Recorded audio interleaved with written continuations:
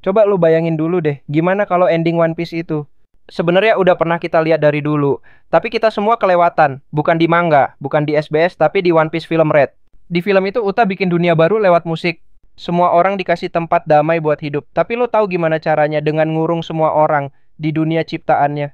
Biar mereka nggak lagi ngerasain penderitaan, kejahatan, atau kekacauan dunia nyata.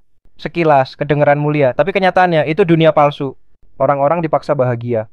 Dipaksa tunduk atas nama kedamaian.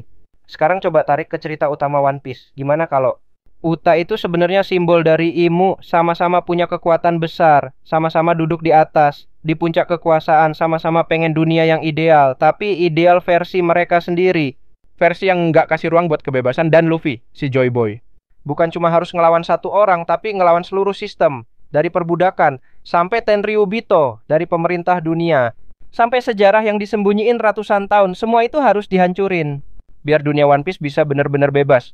Sekarang kita masuk ke bagian yang lebih gila. Lo ingat kan di film Red? Siapa aja yang bantuin Luffy buat ngelawan Uta bajak laut? Iya. Angkatan laut juga iya. Revolusioner? Oke lah, nggak muncul jelas, tapi vibe-nya kerasa. Bahkan Shanks sampai turun tangan langsung. Musuh jadi sekutu, kawan lama bersatu. Semuanya kerjasama buat satu tujuan, nyelamatin dunia. Nah, pola ini bisa jadi foreshadowing, petunjuk dari Oda. Tentang gimana perang terakhir bakal kejadian, karena jujur aja, kalau musuh terakhir One Piece cuma satu orang kayak Imu, nggak masuk akal kalau yang ngelawan cuma topi jerami. Oda udah bangun dunia selama 2 dekade. Dunia yang isinya bukan cuma bajak laut, ada revolusioner, ada pemerintah dunia, ada Yonkou, ada angkatan laut. Gimana kalau semua itu nanti ketemu di satu titik di perang besar, perang terakhir, yang bakal ngubah dunia One Piece selamanya. Dan Luffy, dia mungkin jadi pusatnya, tapi dia nggak sendirian. Coba bayangin gini deh. Revolusioner dipimpin Dragon, nyerang langsung Mariejoa, bajak laut besar kayak lo, Kid kalau masih hidup, atau Buggy dan Mihawk. Ngerusak sistem dari berbagai arah, Shanks akhirnya turun tangan. Dan nggak cuma nonton dari jauh marin kayak Garp dan Smoker, akhirnya sadar. Mereka nggak lagi bela keadilan, tapi bela penindasan. Dan mereka berbalik arah Sakazuki dan Kizaru bisa jadi dilema antara nurut atasan atau nurut hati nurani. Dan lo tahu apa yang paling gila? Semua ini udah pernah kita lihat di film Red Utai Imu. Dunia musik Utain, dunia palsu ciptaan pemerintah dunia.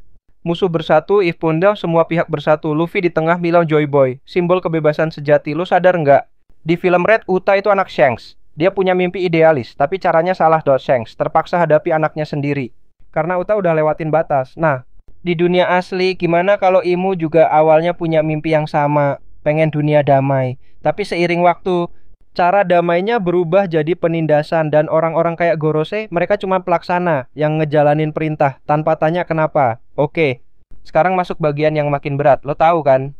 Konsep pemerintah dunia itu dibentuk dari 20 kerajaan. Satu di antaranya, ada yang nyimpen senjata kuno, ada yang hancurin sejarah, ada yang bohongin dunia tentang Joy Boy dan Great Kingdom dan Imu. Bisa aja salah satu dari 20 penguasa itu yang nggak pernah turun tahta. Yang nyimpen rahasia selama 800 tahun. Tugas Luffy dan Joy Boy bukan cuma ngalahin dia, tapi juga buka mata dunia bahwa sistem yang sekarang itu salah, bahwa kebenaran selama ini udah disembunyiin. Dan di titik itu perang besar meledak.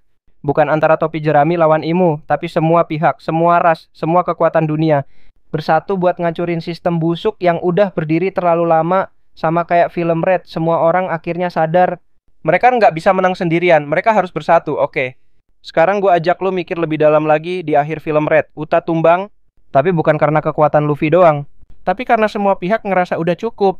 Udah saatnya bangun dari dunia palsu. Nah, bisa jadi Imu nanti juga jatuh, bukan karena Luffy doang, tapi karena dunia udah nggak tahan dibohongin lagi. Joy Boy bukan pahlawan, dia simbol. Dia pemicu yang ngebuka mata semua orang, yang bikin semua orang berani bilang cukup. Dan One Piece bisa jadi bukan harta, tapi pemahaman kalau dunia harus berubah, kalau kedamaian sejati cuman bisa didapetin lewat kebebasan. Sama kayak impian Luffy. Dia nggak pernah pengen kuasa, dia cuma pengen bebas. Dan dia pengen semua orang bisa bebas juga. Jadi ending One Piece. Tapi siapa yang bisa ngebebasin dunia dari rantai yang nggak kelihatan? Film Red bukan filler, itu blueprint, petunjuk diam-diam dari Oda tentang gimana perang terakhir bakal kejadian. Dunia palsu Mariejoa Utai Imu. Orang-orang yang kebuka matanya di dunia.